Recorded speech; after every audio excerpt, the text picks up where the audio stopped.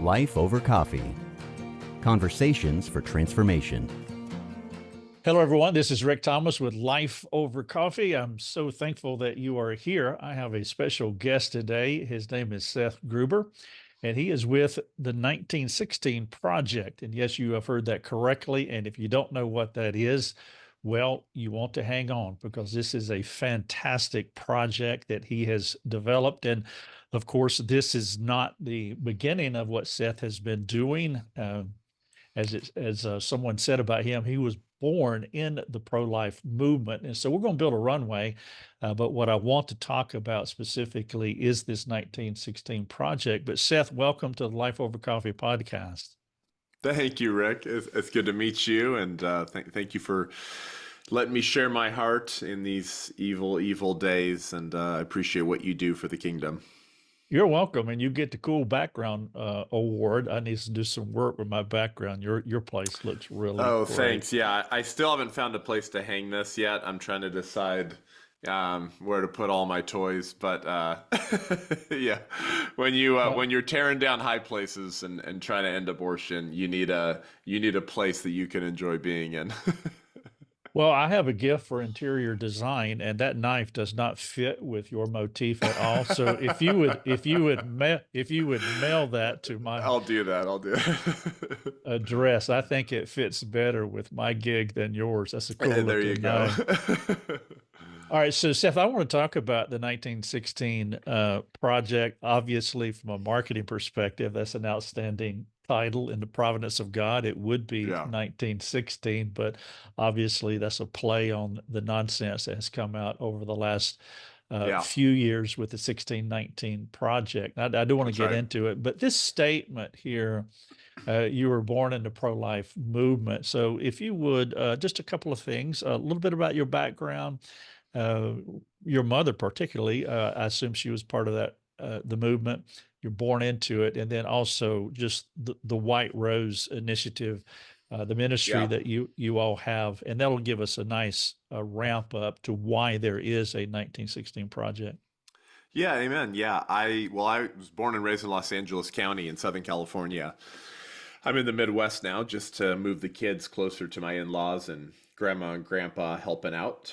But I've been in California my whole life and was homeschooled through eighth grade and went to public high school. And at a very young age, I was aware of what we call the genocide of babies, the abortion holocaust. Over 70 million children have been mutilated, dissected, vivisected, torn apart through abortion, and often their organs sold to the highest bidder, by the way.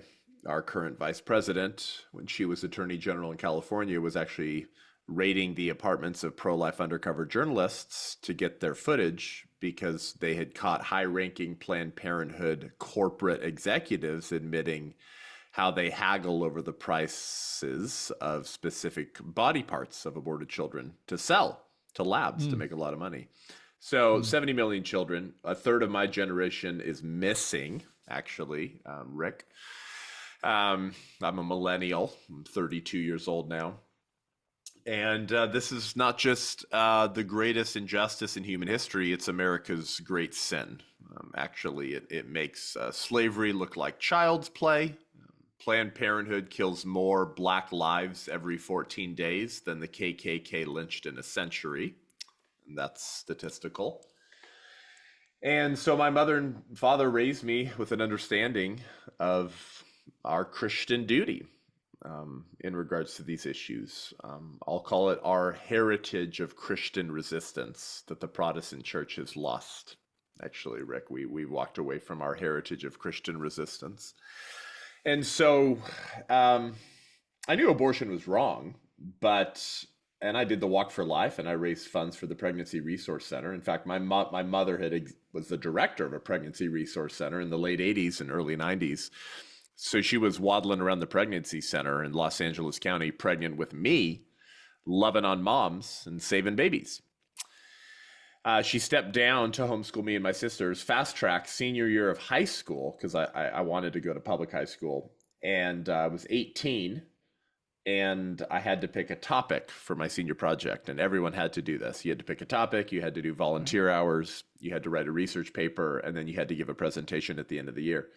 So I picked abortion, and this is, by the way, this is Nixon's alma mater, Whittier High School. It's a city in Los Angeles County, and they told me you can't pick that topic, and they didn't know that I was homeschooled, that I had memorized the entire preamble to the Constitution and the entire Declaration of Independence by the time I was 11.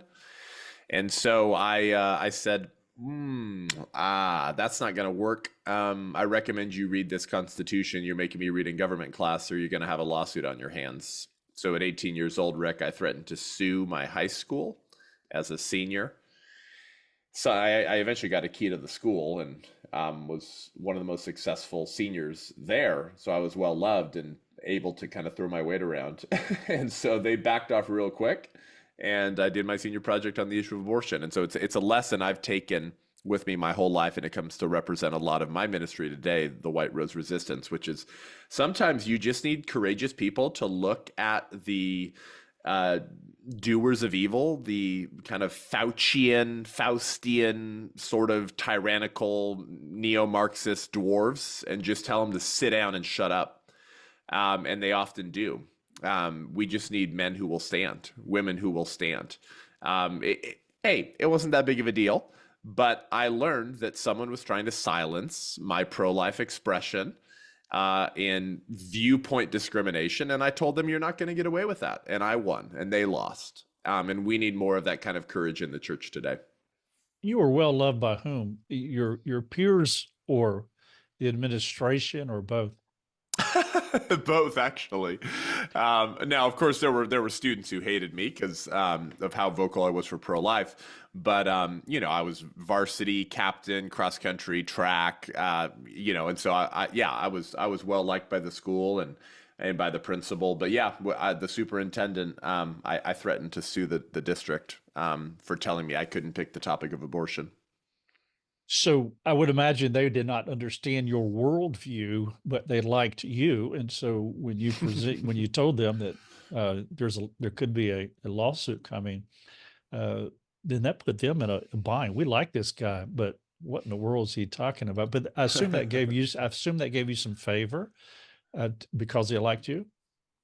Yeah, absolutely. In fact, I had a friend who had graduated a couple years before me from Whittier High School come up to me at church one day. This was 2009, and said, I heard you picked abortion for your senior project. How did you get away with that? Because when I was a senior, I tried to pick that topic, and they told me I couldn't do it. And I said, and you let them. And so fast forward, I went up to Westmont College in Santa Barbara, California, a stone's throw away from Oprah's house. Not so Christian, as it turns out. I just didn't know that when I enrolled. Long story short, Rick, I found out that there were pro-abortion professors on faculty at Westmont College, pro-abortion, and they signed a statement of faith, and they're salaried professors to teach the next generation to be ambassadors for Christ in the culture, and they defend Mary's right to murder their savior. And so that's very interesting. As long as Christ is unborn, as long as they're unborn, then they're not really persons, right? That's what it means to be pro-choice. And so I called out the college. I tried to bring in a genocide awareness project that exposed abortion on campus. They said no for 3 years. I ended up holding aborted baby photo signs on the campus. After I told them, you need to take a position on abortion. You call yourself a Christian college. What is going on? Why aren't you firing these professors? This is an abomination. This is actually heresy. To be a pro-choice Christian is actually to commit a Christological heresy, because that would mean that Christ was at some point fully God but not fully human, violating the doctrine of the incarnation. They didn't really like to hear that. And so after 3 years of refusing to deal with it, I held aborted baby photo signs outside the dining commons to show students, faculty, and staff exactly the kind of horror and injustice that our administrative betters at this college believe is perfectly acceptable. Let me be clear. When you hire a pro-abortion professor at a Christian college, you are endorsing their beliefs. This is not like, can we speak in tongues in a church service, Rick? You understand? Like, this is not like, okay, that's fine. Whatever, we'll agree to disagree. It's like, no. You're talking about like murdering children in the womb. Okay, that's unacceptable. And so Christianity Today covered it at the time. This was before Russell Moore was leading it, of course, who apparently has a huge man crush on Francis Collins, who was Fauci's boss. I call these people Big Eva, big evangelicalism. But anyways, Christianity Today kind of smeared me. World Magazine ran a piece on it. Students for Life, LifeSite News. This was back in 2012. And so that kind of taught me the second most important lesson I've taken with me today. The first being in high school, the second being that the problem, Rick, is not necessarily evil people who do evil things. They're killing babies, they're transing kids. Why is the weird pornographic sex ed in the school? Why are they teaching gender theory? Like, okay, Christian, evil people do evil things. Like, learn your history a little bit. Like, why are you surprised by that? Why are you yelling at Fox News? Like, go read Romans 8. Okay. The problem is good men and women, the sons and daughters of God, the redeemed, the church, who ought to know better, who are often part of the problem. And here I am at a Christian college where I'm being given all this flack for being pro-life, for starting the pro-life club there, the first one of its kind, by the way. My alma mater has now blocked me from speaking on campus 3 times. We've had students who've heard about me and they want to bring me to speak at my alma mater, and they step in and they block it. They block the event from happening. And so my ministry, the fastest growing pro-life organization in the country right now, the White Rose Resistance, is by and for the church. By and for the church. We do activism. We do education. I speak on secular college campuses. That's all important.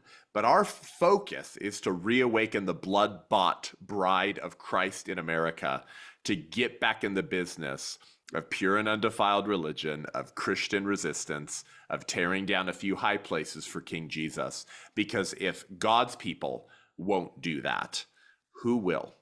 And who else has been tasked to do that? At what point did you become a Christian? I was raised in the church, and so I prayed the sinner's prayer as a kid, and have been blessed and honored to be discipled by my parents, by wonderful children's school teachers, it's just been part of our entire family and childhood. Right. Some people have a radical engagement with God where, it's like this, boom, now I'm born again. You sound like more like my wife. She was reared in the church. I say she was born in a Christian home, living in a Christian bubble. She's had a wonderful life. She ripped off some lifesavers when she was like 7 years old, and that's pretty much the extent of her rebel background. And so when she got saved, it was just kind of like boom, boom, because her life did not change that much because of the environment in which she lived.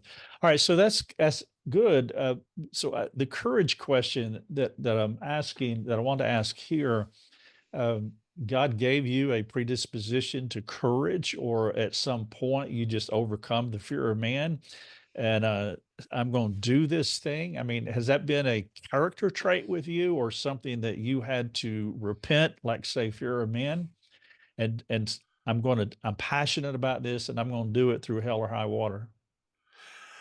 Yeah, I don't know, bro. I mean, I know that this is certainly the calling on my life. I think that's evident to me. I don't know, man. When you're murdering Well, children and it's legal through all 9 months of pregnancy, and the church says I'm not political, I actually don't even think of it as courage. I just think of it as Christianity. Chesterton once said that courage is the testing point of all the virtues. I'm sorry. Well, he actually put it in a different way. That was C.S. Lewis. But is every virtue at its testing point, which means at the point of highest reality. Who cares about the other virtues that you have if when you're needed to live out those virtues as a Christian, you don't have the courage to do it? Without courage, none of the other virtues matter or mean anything.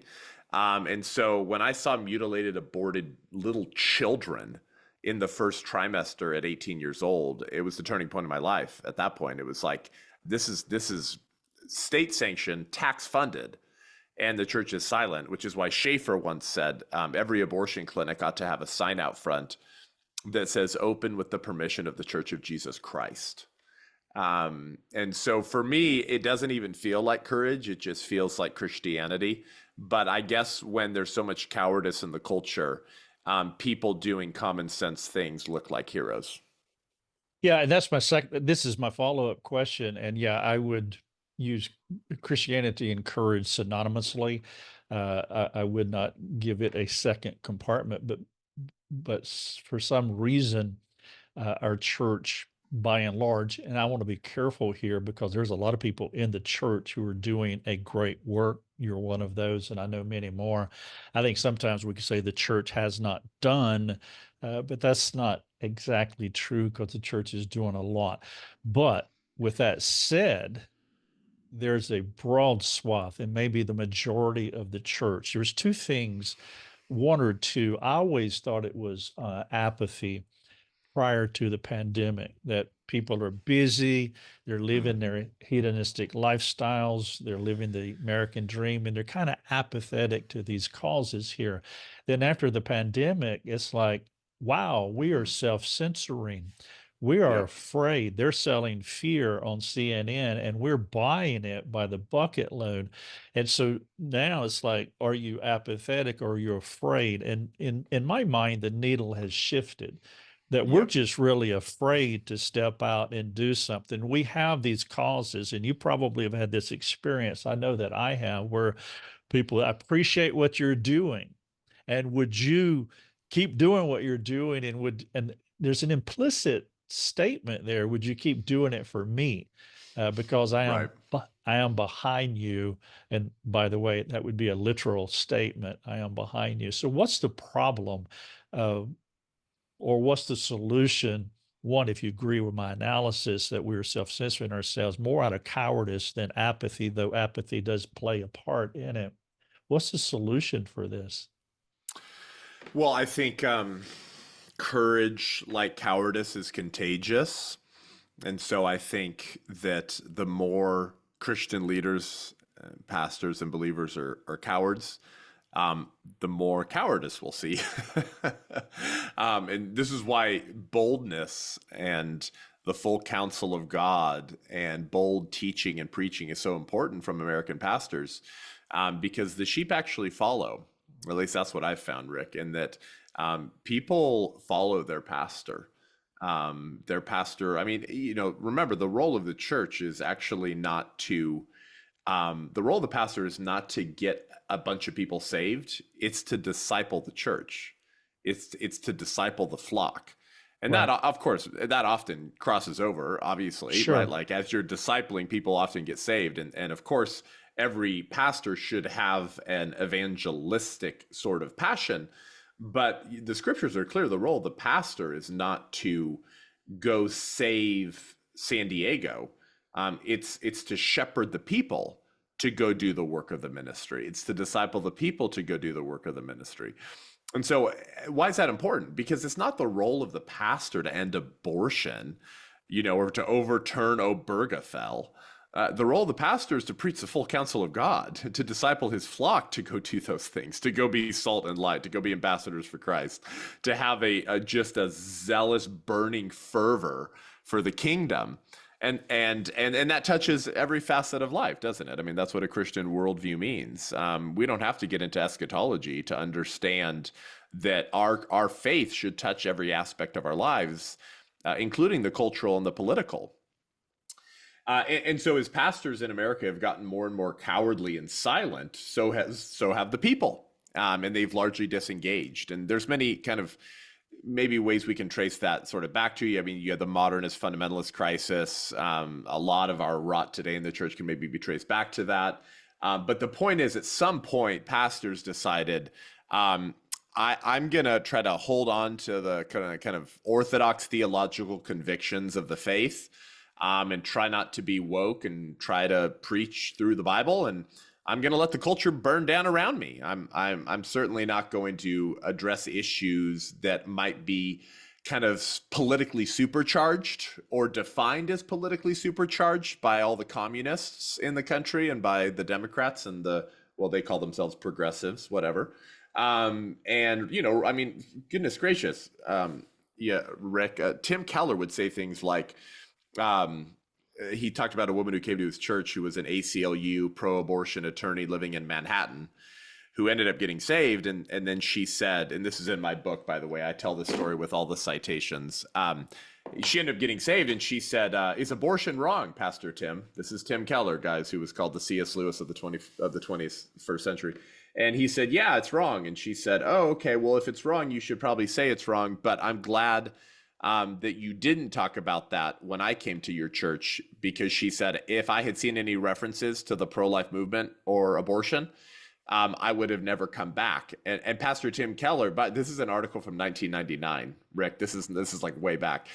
He used that as an example of why he said lifting up moral behaviors before proclaiming Christ is religion, end quote. And he used that as a beautiful example of how he engages the culture. In other words, if I can paraphrase, clerical silence in the face of child sacrifice is a beautiful means of evangelism. So let's offer up the next generation on a silver platter, like Lot in Genesis, and let's offer them up to the mob and let the mob have their way with them. In this case, millions of unborn little children, so that maybe the ACLU attorneys will get saved and not be offended by my preaching. Why did I use that example? Some of your listeners are offended right now. I don't care. Pastor Tim Keller probably shifted the Overton window further left in American evangelicalism than any other pastor in the last 40 years, probably. Why did I use that example? Because it's indicative of the broader problem in American evangelicalism and amongst our pastors and churches, which is they're going to get souls saved. And so the Great Commission, in a weird sort of way, almost becomes an idol. I know that sounds like a weird statement, but it's not the Great Commission as we would understand it, to go to the very ends of the earth, baptizing them in the name of the Father, the Son, and the Holy Spirit, and then teaching them to obey all that I've commanded you. So that touches everything. But for the sake of saving souls, we're going to be strangely silent on topics that direly need the prophetic voice of the church. And so in a way, evangelism almost becomes like an idol, so that you'll be silent when your voice is needed, so you don't compromise the evangelistic message. This has become the problem in the church. And so what does the White Rose Resistance exist to do? I mean, we exist to reawaken the church to do what she should have been doing all along. The pro-life movement used to go by another name, Rick. It was called Christendom. Christendom. For the last 200 years, 2,000 years, nearly every horrific injustice had a natural response from lay Christians locally where God had put them. It wasn't another 501c3. It was the church being the church and addressing these issues. Now, we've allowed the other side to define the terms of engagement and call issues that are fundamentally spiritual, biblical, and theological as quote unquote political.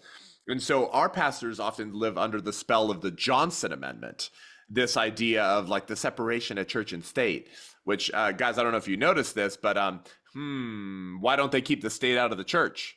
Do you remember 2020? It seems like the state very much wants to be involved in the church.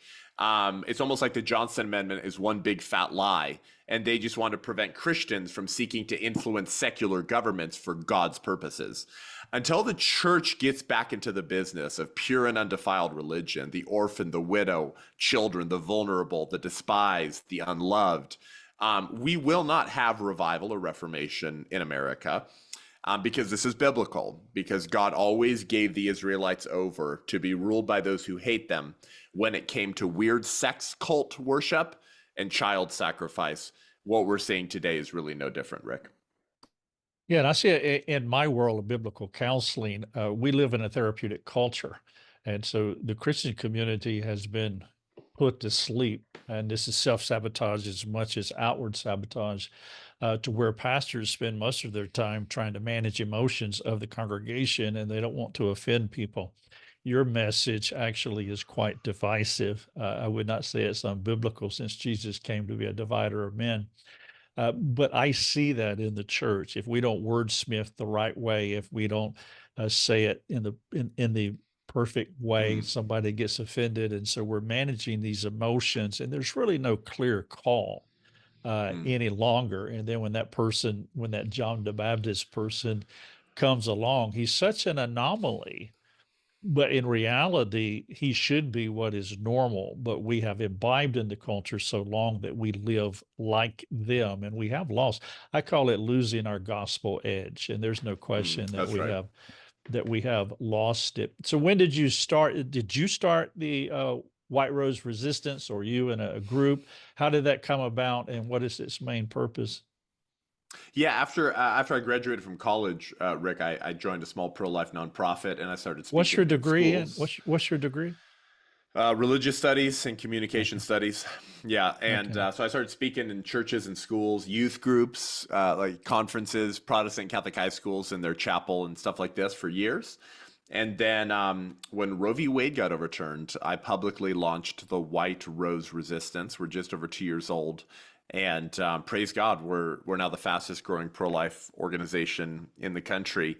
And so I founded it. I'm the CEO and founder. Our website is thewhiterose.life, thewhiterose.life. And from the beginning, our goal has been, our mantra, if you will, is to put ourselves out of a job. I alluded to it earlier, but I really believe there's too many 501c3 nonprofit organizations in the country, Rick. And the reason is because while they do good work, and it sounds kind of weird because I'm speaking as the CEO of a nonprofit, I think they're doing good work that the local church used to do. Right. And I want the church to get back engaged in being salty in their communities. The reason why it feels like we're being trodden over as Christians in America is because the Bible says when a salt loses its saltiness, it's thrown underfoot and trampled. That's why it feels like the church is being trampled in America. We've lost our saltiness. We don't really care anymore. Our hearts apparently aren't really moved or broken anymore. That in California and the state of Washington, minors can literally be kept at a tax-funded state-run facility and begin to be transitioned if the mental health experts determine that the child's parents, through their refusal to affirm their minor's gender identity, are posing a mental health risk to their own child. So now they're coming for your kids, and they're doing it under the mantle of protection and public health. I mean, this stuff sounds like the Nazis. It sounds like Stalin. I mean, like this whole idea that the kids really belong to the state, and the state is really kind of better positioned to be a parent to the kids than you are. Like, I could go on and on for another 20 minutes, obviously. Like, if this stuff doesn't enrage you and break your heart, like, dude, like what Jesus are you worshiping? What Bible are you reading? Like, where's your righteous indignation? And so we really exist to kind of shake the church out of their reverie. And we always say that the culture war was really a proxy war for a far deeper spiritual war. And through my preaching and speaking and podcasts and stuff, I try to get people to see that this is fundamentally spiritual. This is fundamentally biblically and theological. Like, this is your job, church. Actually, they've encroached into our territory. We're supposed to be handling marriages and family and children.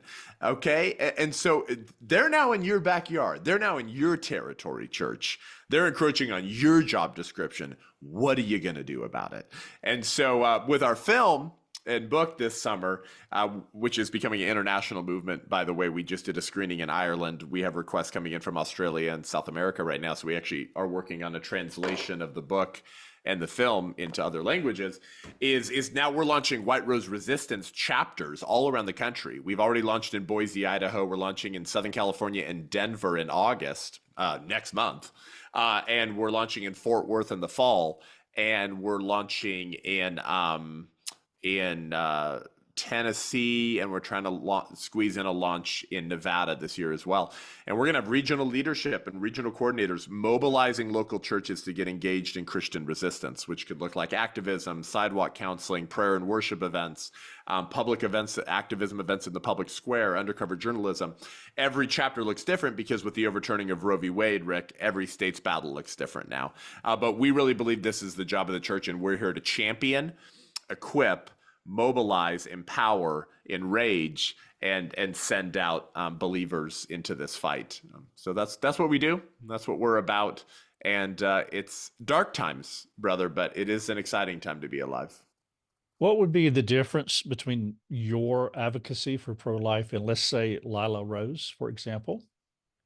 Yeah, Lila Rose is a friend. Live Action is really the digital leader, frankly, of the pro-life movement. Happy to say that and endorse them as such. I mean, Lila was exposing disgusting rot about Planned Parenthood, covering up for pimps and sex traffickers who were bringing in minors to get abortions. They do wonderful work. They're the digital leader of the pro-life movement. They reach the most young people with pro-life ideas and the humanity of the unborn online, and have really been Okay. able to track minds changed and lives saved through digital advocacy Okay. and education. We are a digital media organization, but we're also an activism Right. organization. And I would say what really makes us unique in the broader pro-life movement of other organizations is our like insane narrow-minded focus on the church. In fact, we are actually a Christian ministry, actually. So I can actually hire and fire based off of my team's alignment or lack thereof with our statement of faith, actually. So I won't even hire someone that's not a Christian, actually. And we've set up the organization to actually legally meet that litmus test as well. So we're really a ministry launched by and for the church. And if we end abortion in America and ban this evil at the federal level, I'll shut the doors of the ministry, or I'll pivot it to do something else to assist the church. And so we're trying to put ourselves out of a job. That's what makes us different. Yeah, I love your unannounced mission statement because that's actually mine as well. We were talking off camera before we started. How did our ministry begin? It began because the church was unable to help this broken down soul. And so I began to learn how to disciple, do biblical counseling. And when I Yeah. started this para church organization in 2008, and I do struggle with the modifier, para Mhm. outside or alongside the church, because it is the church's Right. responsibility to do that Same. soul care within the church. And so I have said the entire existence of this ministry that my ideal is to work myself out of a job Amen. because the local church is robust, they are theologically Yep. precise, their Yep. orthodoxy and their orthopraxy is running on all cylinders. And so we have a Nailed it. similar mission statement. So I would see Lila then as like more like PragerU, to where they're really hitting the digital, going through cyberspace and educationally and so forth. You seem to two aspects, if I'm hearing you correctly, it's more on the ground, more hands on, dealing with lives, but with a specific target of the local church. And so I think that is That's right. fantastic because it Couldn't is agree with you more. it Yep, is the I'm a huge fan church. of the local church. Local church, local church. Yep. That was Jesus's intention. Yep. That's how it used to be, and we've walked away from that. So, Okay, so which came first, the chicken or the egg? So there was a 1619 project and then a 1916 project. So where was the yeah. genesis of the 1916 project? Did it come out of what you read in the New York Times, 1619, or is this thing already simmering in your heart before? Yeah, so the 1916 project is a initiative of my ministry, the White Rose Resistance. It's a full-length 75-minute documentary that is currently screening in churches right now as you're listening to this. And so you can go to the1916project.com, 1916, the 1916project.com, and you can host a screening of this film at your church right now. It has actually not come out for the public. It comes out later this year online streaming for the world, but not yet. Because I'm a firm believer in the local church, I wanted this film to hit local churches first before it came out online for the world, Right. to bless them, to mobilize them, to educate them, to equip them, and to then lead to launching these resistance chapters all around the country. And so you guys can go host a screening of that at your church right now at the1916project.com, and I'd be honored to screen it at your church if you're listening to this. But in 2019, the New York Times came out with a series of essays. It's now a Hulu special on Hulu called the 1619 Project. This was about 9 or 10 months before, not about 9 months before George Floyd, Rick, if you remember. It became K through 12 curriculum in a lot of schools in the country. It basically gave the liberals in Martha's Vineyard something to chat about at their cocktail parties. It's a flaming hot pile of horse poo-poo, written by Nicole Hannah-Jones, the purple-haired Marxist. And by the way, I don't say that like a mean, demeaning way. I mean like Nicole Hannah-Jones actually has purple hair, and she's actually a Marxist. I'm okay with the purple. If I had any hair whatsoever, that's right.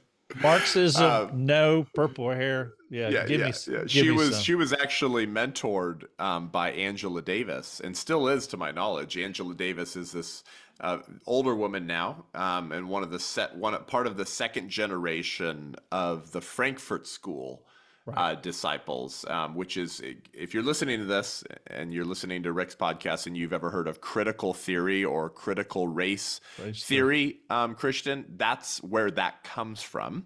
It comes from the Frankfurt School, which is where all of critical theory and kind of cultural Marxism and the strategy of the left today has come from. It's kind of the bastard godson of Antonio Gramsci, who went afoul of Mussolini and spent the rest of his life in prison. And his prison letters provided the basis for the Frankfurt School. By the way, those prison letters got translated into English a few years ago, Rick, for American leftists to study and read. It was translated by the American expert on Antonio Gramsci. His name's Joseph Buttigieg. He's the father of a certain Mayor Pete Buttigieg. How interesting. Okay, anyway, so Angela Davis mentored... Completely ironic. Angela Davis mentored Nicole Hannah-Jones of the 1619 Project. She mentored the co-founders of BLM Incorporated, of Black Lives Matter Incorporated. So hopefully, Christian, you're starting to see how all this actually is Marxism, not because Seth says so, but because I'm literally telling you that the trained cultural Marxists are the mentors of all these people. Anyways, so they claim that America's real birthday is not 1776, it's 1619, when the first black slaves come to American shores. And so the 1619 Project is actually called the 1619 Project, A New Founding. That's the subtitle. It's like a new founding. This is a new founding for the country. Why? Because that's who we are. Because we're so racist. We're so racist. We stink. We suck. We're horrible. And so all of the rot today, they claim they can trace back to 1619 as kind of like who we are. That's the lens through which to understand today's culture, allegedly. So what becomes very interesting, of course, is that a few months later, when George Floyd happens, and then the Summer of Love, the mostly peaceful, somewhat fiery Summer of Love, and the protests and burning, people started calling them the 1619 riots, Rick, the 1619 riots. And Nicole Hannah-Jones tweeted out that she was so proud that they were calling him that. So I hope you see the connection. This is very important for you to understand the 1916 Project in just 1 second. This is very important. They're linking that kind of behavior with the legacy of racism. And so they start calling to cancel everything. Do you remember this? During that Summer of Love and the burning and the 1619 riots. So they're calling it the 1619 riots. They're saying we have to do this kind of burning and pillaging and robbing and mobs because black men are just being shot. Like, what does LeBron James say? LeBron James is famous for saying when black men leave their home, they're being hunted. It's no longer safe to leave your gated community. Yeah, exactly, LeBron. Exactly. Sure, right. And so we have to do this, right? I mean, Chris Cuomo famously said on CNN, the stupider of the Cuomo brothers, he said, ask yourself, American, what drove your fellow Americans into the street to do this? It's like, what drove them? Oh, so they're not responsible. They have to do this? Yes, because of the heritage of 1619 and racism. So we're justified in doing this. Okay, so then we have to cancel Aunt Jemima. Aunt Jemima, the syrup lady's got to be canceled. Everything has to be canceled if it's connected in any way to what? Racism. That was the whole point, okay? Now, here's where it gets so hilarious, and this is the opening chapter and scene of my movie and book. You've heard the phrase, the revolution always eats their own. Rick. So it's very entertaining to watch. It's a little macabre, but it's a little entertaining to watch. So the left goes after their own. And BLM, who's reading 1619 Project, they're all being mentored by the same cultural Marxists out of the Frankfurt School, like Angela Davis.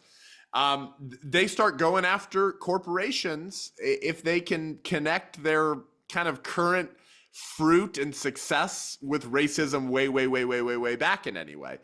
And then the radical left put Planned Parenthood in their crosshairs in July of 2020. This is hilarious. Not pro-lifers, Rick. No. Pro-abortion, leftists, Marxists, the disciples of the 1619 Project and BLM went to Planned Parenthood and said, your founder, Margaret Sanger, was a racist. And they said she was a eugenicist. And you need to shut up and do the work and acknowledge the legacy of Planned Parenthood. Well, this is hilarious because conservatives and pro-lifers, Rick, have been claiming this about Margaret Sanger for about 100 years.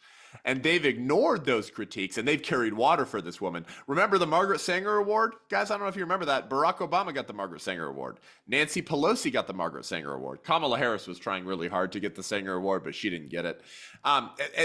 They named their Manhattan, New York City Planned Parenthood clinic after her. It was called the Margaret Sanger Health Center. Okay, and so then Karen Seltzer, the director of Planned Parenthood of Greater New York, came out July 2020 and said, yep, she was a racist, called Sanger a eugenicist, and said, we're done making excuses for our founder and the damage that she did to communities of color, to Black people. And they took her name off the building. They renamed their Manhattan mega Planned Parenthood clinic. They took the Sanger name off of it. And then New York City took off the Margaret Sanger Square sign that was on the same corner of that Planned Parenthood mega center. So after over 100 years, Planned Parenthood finally cancels their founder, calls her a racist because of attacks, not from the right, but from the radical left, because of the 1619 Project and BLM and quote unquote systemic racism, and acknowledges that she's a racist, but says, basically, the tree is going to continue to grow unfettered. They acknowledge the roots and seed are racist, but the tree of Planned Parenthood won't be touched because we're going to continue to kill Black babies. Obviously, we're going to continue to perform abortions. We're not changing any of that, but sure, we'll finally admit that our founder was a racist. But I thought the 1619 revolutionaries told me, Rick, I thought the liberal establishment told me that anything that's founded and based and launched off of bigotry and racism is irredeemable. You can't redeem it. You've got to burn it all down and rebuild it from the ashes. That's the only way to deal with this horrible thing called racism. Well, now do Planned Parenthood. Then why aren't you calling to destroy and defund Planned Parenthood? Notice they don't apply those premises to the sacred cow of liberalism, abortion. So the question's this: if they've lied to you about their patron saint, what else have they lied to you about? And what's the real history and story behind one of the largest, best funded, and most profitable 501c3 organizations in human history, Planned Parenthood? What's the real story behind the largest abortion provider in the world, Planned Parenthood? What's the real story behind the largest provider of that pornographic comprehensive sex ed in the public schools that's bringing those angry mom and dads to school board meetings? What's the real story behind the second largest provider of transgender drugs to America's gender confused youth, Planned Parenthood? Well, in 1916, Margaret Sanger opened her first clinic, quote unquote. That became the beginning of the billion-dollar organization that we know today as Planned Parenthood. Christian, you have been lied to. And there is a hidden history to the secular moral revolution and the sexual revolution and the architects of our culture of death, whose work and legacy has created the insane society that has you so concerned for your children and grandchildren right now, brother or sister. They created that society, and they've hidden the history of that agenda from you So you don't know what we're really up against. We blow the cover off of that agenda, Rick, in this book, The 1916 Project. By the way, the subtitle is The Lying, the Witch, and the War We're In. The Lying, the Witch, and the War We're In. The 1916 Project, it's available for pre-order right now. And the film comes out later this year, but you can screen it at your church right now. If your pastor has the chest and courage to help teach his people how we got here, you can go to the1916project.com. Okay, so where was the genesis? Were you thinking about this before 1619 or in response to 1619? I think it was just providential. I knew when the first Planned Parenthood clinic, the first Sanger clinic was opened, but I didn't make the connection until 2023. Okay. As I was planning what turned into this project, and it hit me like a ton of bricks. And I was with my team at a creative writing summit for what our big projects were going to be. And I realized that what we were trying to say was what the New York Times tried to do, but in the right way. We were trying to say most of the insanity unfolding before your eyes today can be traced back to these crazy revolutionaries. Whereas the New York Times tried to say all of the systemic racism and the George Floyds and the Michael Browns and Ferguson, that can be that goes back all the way back to 1619. And then it hit me. It's like, oh wow, there you go.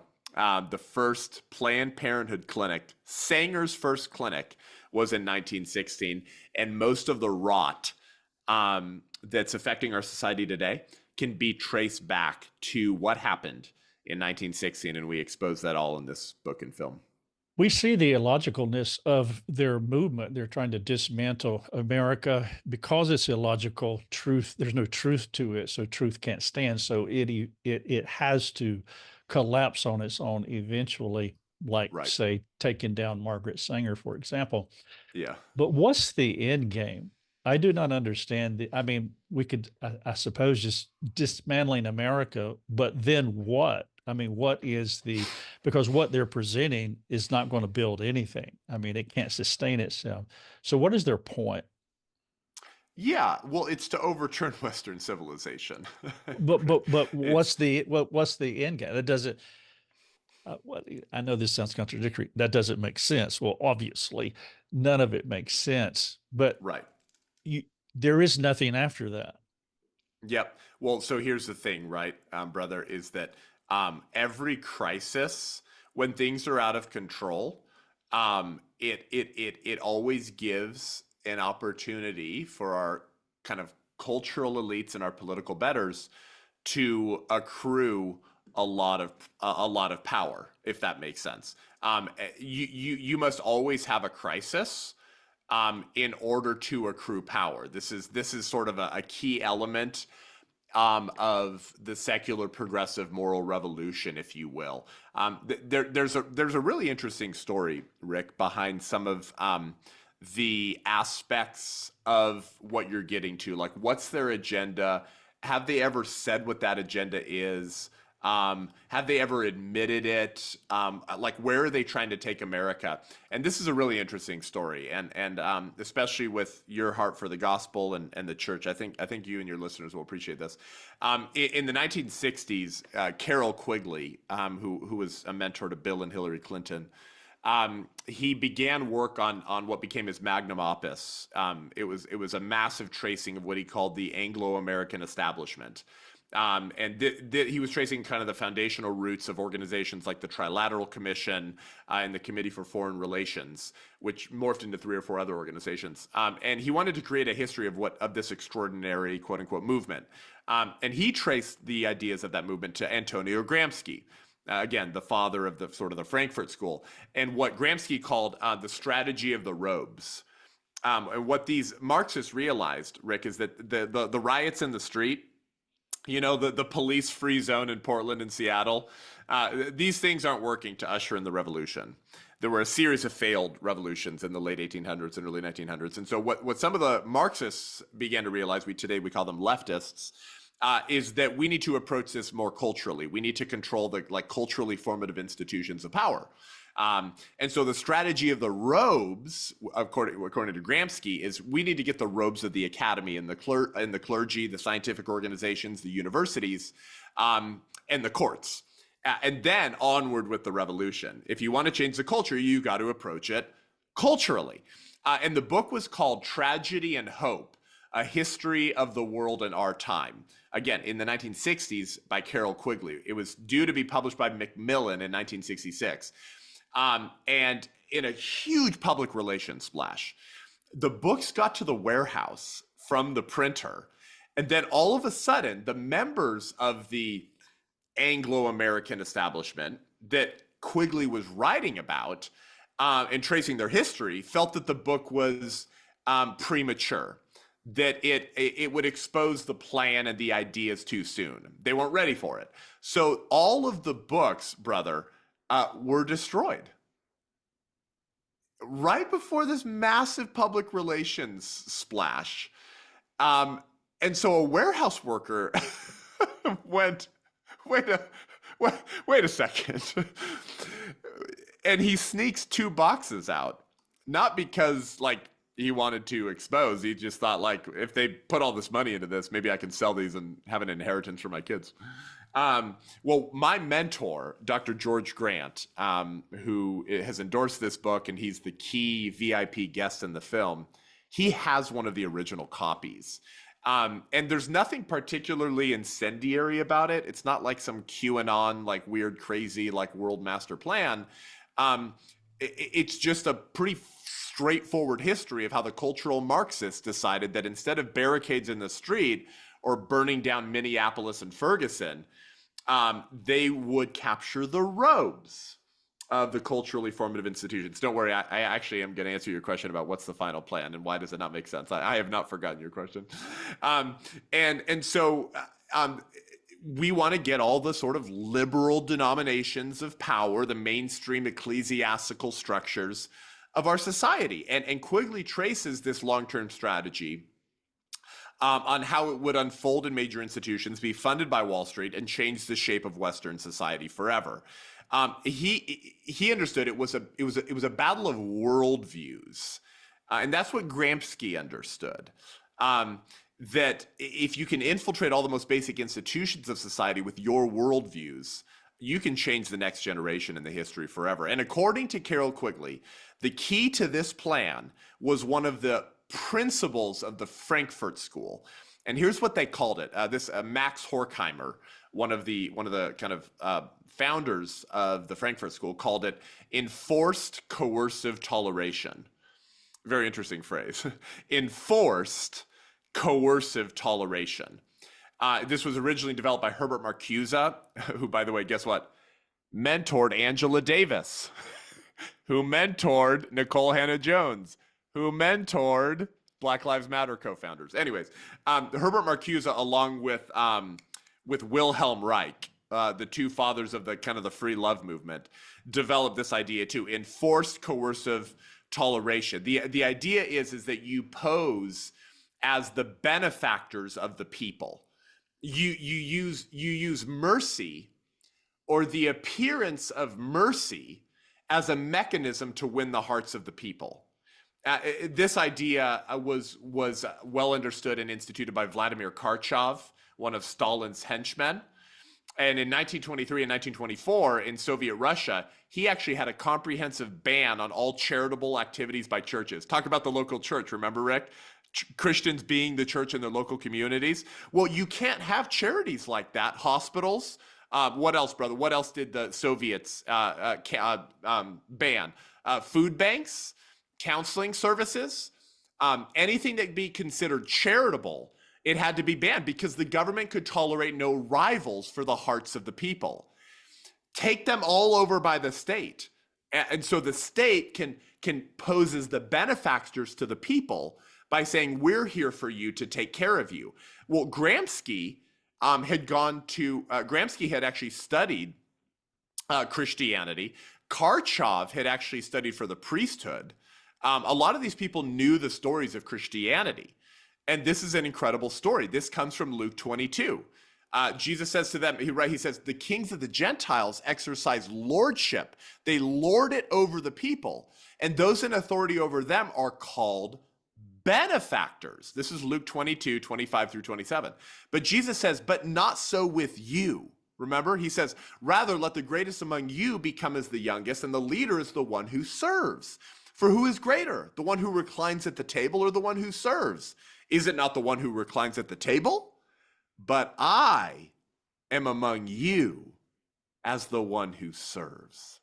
That's what Jesus says. He says, don't let them take your strategy. And this is how the strategy of the robes was able to succeed, by stealing and counterfeiting a biblical idea. The kings of the Gentiles lord it over them. It's a word that means they tyrannize the people.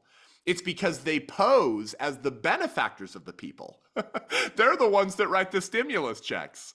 They're the ones who, if you're on Medicaid, you get your free COVID shot. They're the ones who take care of you in times of crisis, Rick. And there's always a crisis. You've always got to create a crisis to create that ongoing dependency. It's the same in abusive relationships, by the way. You have to create fear and dependency simultaneously. Fear and dependency simultaneously. And through the use of this sort of abusive benefactor pose, the control is exercised. And Jesus says that that's not the way it's supposed to be. Don't play that game. Don't lord it over the people. Don't tyrannize the people while you pretend to be their benefactors. Don't use mercy as a way to exercise control. No, what does he say? I come among you as one who serves. You actually serve, church. You actually care. You actually exercise mercy.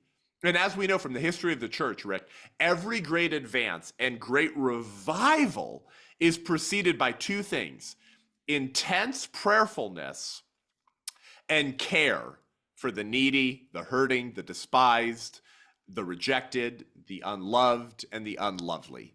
They took our strategy, our commandment, and flipped it upside down for wickedness. Create a crisis, pose as the benefactors of the people to love and take care of them, and in so doing, accrue power through the use of manufactured crises where the people say, we need a helper and a savior. That was our job description as Christians. We let them counterfeit our strategy and use it more effectively for wickedness than we have for righteousness in about the last 100 years, Rick. So what's the play? What's the end goal? A perpetual state of crisis, because in those insane times, the people want security, safety, someone to take care of them. Rather than the church doing that, we'll just let the state do it. And the problem with that is what? Those who accrue and wield political power get a lot more powerful. They tyrannize the people, and good luck taking your republic back once we cross the Rubicon line. That was an outstanding, clear presentation. Your one-word answer was power, but your explanation of that was really outstanding. Basically, what we're saying here is to create a paternalistic government. You cannot live without us. You cannot succeed without us, and to gaslight us to such a degree that we would sacrifice freedom so that we could have safety, and even using these one-off statements. You ain't black if you don't vote for me, meaning you need me. Y'all need By the way, me. who said that? Who said that, Rick? Oh yeah, our current president. The paternalistic government, in this case, our current president. But those statements tie into the very same, into that concept. Shelby Steele has also written some good books on that, an excellent read. But that makes perfect sense to me. And I would appeal to anyone, like, just replay the last 7 minutes of what Seth's response to what's the end game. It's still myopic, because that end game is going to collapse. It always collapses, whether it's Stalin, Hitler, or our current administration. However, we can be part of that as we cooperate with God, with what he's doing in his world, not be passive, not be silent. All right, so we're at the end of our time here, but just give a Yeah. quick synopsis of 1619 because I want that to be clear. And I'm going to have all the things that Seth has mentioned here as much as I can in the show notes so that you can have links to these. The trailer you can get right now, the documentary you can show in your church coming out later, 1916. And you know what, Rick? What's funny is every 1916 show I've been on the last 3 weeks, the guest has done that. The host has done that. They've accidentally said, and that was kind of the point. It was to expose the fraudulent lies of 1619, which ironically and hilariously provided the intellectual rigor to the movement that got Planned Parenthood to cancel their founder. So there's this funny tension and relationship between the 1619 Project and the 1916 Project, because the 1619 folks got Planned Parenthood to admit their founder was a racist. It's too rich for Hollywood. It's too on the nose. It's amazing. So here's the book, The 1916 Project, The Lying, the Witch, and the War We're In. You can pre-order this right now at the1916project.com/book. Okay, the1916project.com/book. It's also available to pre-order on Amazon. But hey, I'm telling you, as a Christian trying to end abortion, will you buy it from us and support our ministry and not give your money to baby-hating, Christian-hating Amazon? And then you can host a screening of the film right now at the1916project.com, just right there. It's endorsed by my earthly hero, Pastor Jack Hibbs, by the smartest man I know, Dr. George Grant, by Kirk Cameron, Charlie Kirk, Nick Vujicic, Eric Metaxas, John Cooper from Skillet, Frank Pavone for the Catholics, Frank Turek, and Abby Johnson, the former Planned Parenthood Clinic director. We make some stop at unexpected places in the book, like the offices of Playboy magazine, the Wuhan Institute of Virology, and even an ancient altar dedicated to the god Baal and Moloch. The connections will shock you, perhaps even anger you, but you won't be the same after reading this book. It's only 170 pages, and it probably has 230 citations. Any shocking thing about how this culture was created that you read and you're like, there's no way that's true. There's no way my leftist rainbow Uncle Bob's going to believe that at Super Bowl Sunday. I put all of the citations to back up the claims that you're going to want to make. You might even learn how Margaret Sanger and her best friends provided the inspiration to Hitler, Himmler, and the Third Reich for the kind of policies they would have on the books in Nazi Germany. You're not a conspiracy theorist for thinking some of the insanity today feels kind of like Nazi-esque. It feels kind of like eugenics-ish.